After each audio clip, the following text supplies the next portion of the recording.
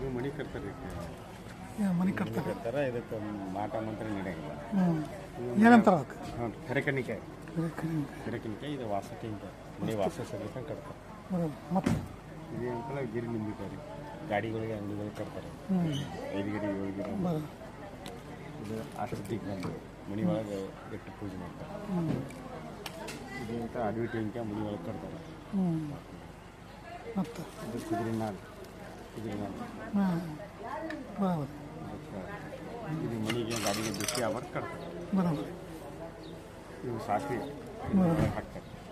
ಸುತ್ತಲೂ ಹಾಕ್ತಾರೆ ನಿಮ್ಮ ಫೋನ್ ನಂಬರ್ ಏನು ರೀ ನಿಮ್ಮ ಫೋನ್ ನಂಬರ್ 7975 809975 ಸೋಮು ಚೆನ್ನಿಗೆ